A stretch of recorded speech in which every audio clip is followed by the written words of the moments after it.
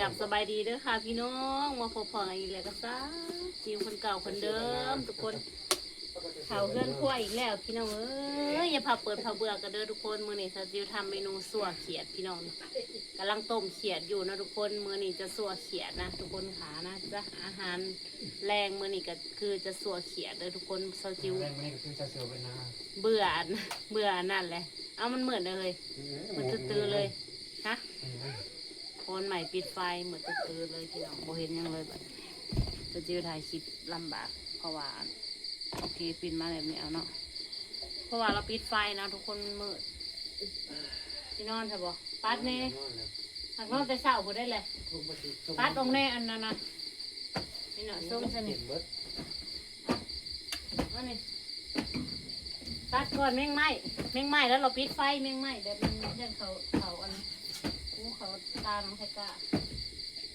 ไปซั่วเขียดวันนี้น่ะ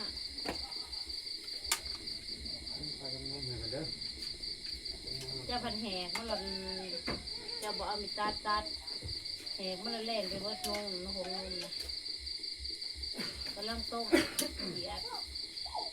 จะซัวเขียดนะจ๊ะวันนี้น่ะต้มซัวเขียดกับบริใส่อีกอย่างหลายมากมายทุกคนนี่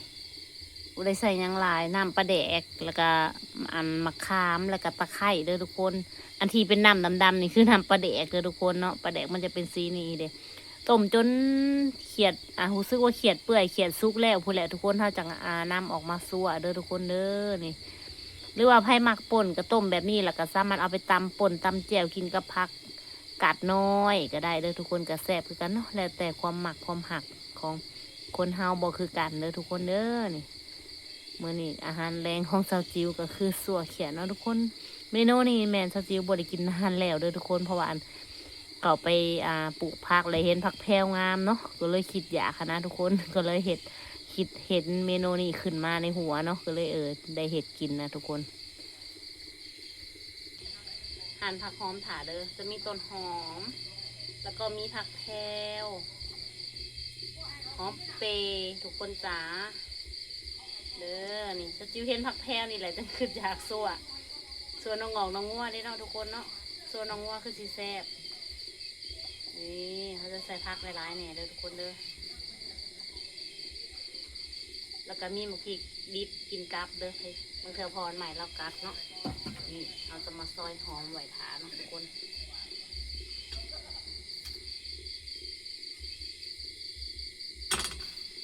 แมงใหม่หลายอากาศร้อนเลยแมงใหม่ออก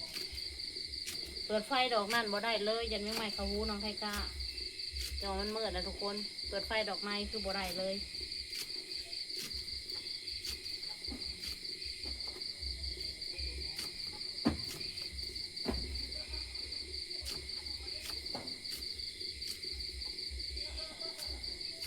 เสียงป่าบะคำหัวค่ะ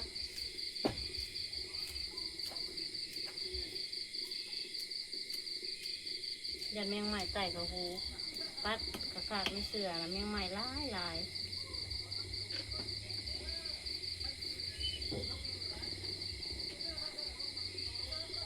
หอมผักแพรวทุกคนป่นเธอจิ้วกระใส่ได้ผักแพรวนะป่นกบนะเธอจิ้วกระใส่มันแก่ข้าวได้ทุกคนผักแพรวแล้วก็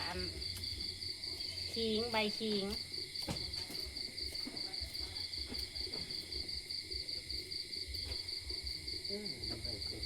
เต็มกันยังวะยังใหม่หลายบริใต้แต่เฮิงเลยได้เนาะเฮ้ยเนาะนี่เตรียมเรียบร้อยพี่น้องพักโรยนะนี่อ๋อมืดเนาะทุกคนเราอย่าว่ากันเลยทุกคนฮะเอามาติดพี่บอยเก่าอะไรเนาะติดใจก็คือเก่ามันหลายมาพริกดิบเลยกัด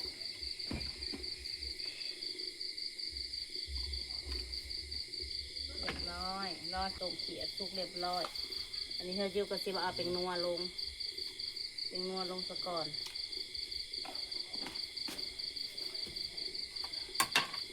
จิ้มพริก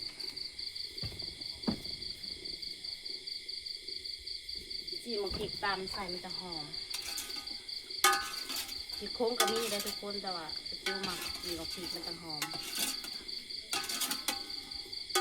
เปื่อยถ้าขาดเขียวป่นจะแซ่บได้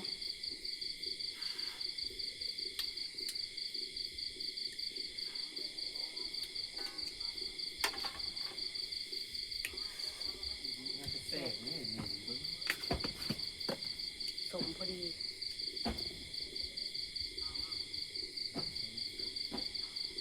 ใส่พริกโค้งน้ำแล้วก็พริกดิบน้ำ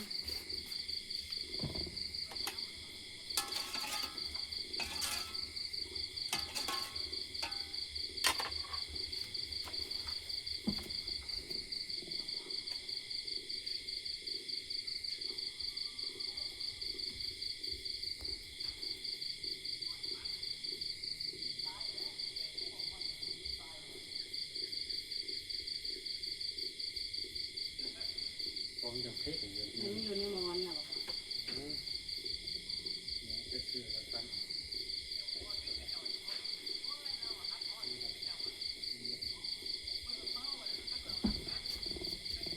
ไม่ไล่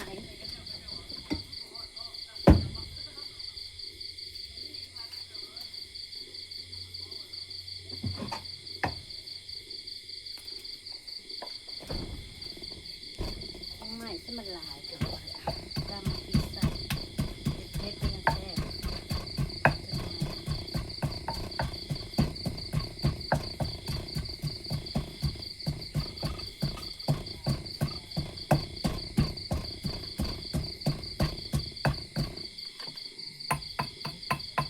ซีโมขาวใส่เบิร์ดพออันอย่างมันเพชรเนาะซีมือสะก่อนคนใส่เครื่องมาฮะมึงยังฮะลืมพิมพ์เอกสารคอยบอกเจ้าอยู่เจ้าบริเงินคอยก็เห็นกระเซยอยู่ กระตุ้งน้ำเลือดกระซองตุ้งมันย่างเลย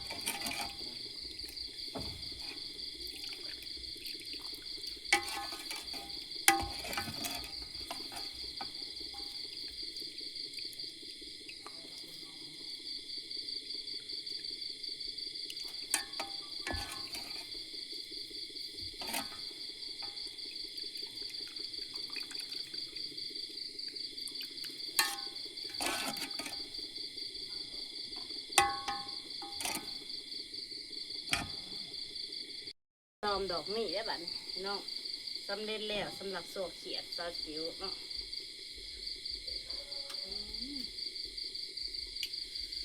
แซ่บอร่อยมากหอมแบบว่าอัน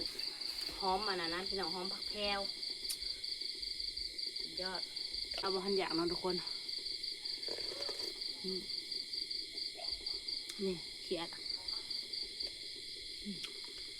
ไปเปื่อยนะทุกคน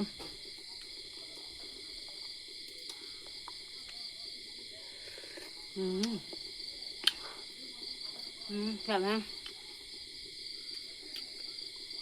จะจับบ่ได้ซิมถามพอมันใหม่ดีไว้ซะก่อนแล้วแบบพันอยากทุกคนสำหรับเมนูโซเกียของซิมก็เสร็จแล้วทุกคนจะไปหมักละกดไลค์กดแชร์กดติดตามเลยเด้อทุกคนจ้า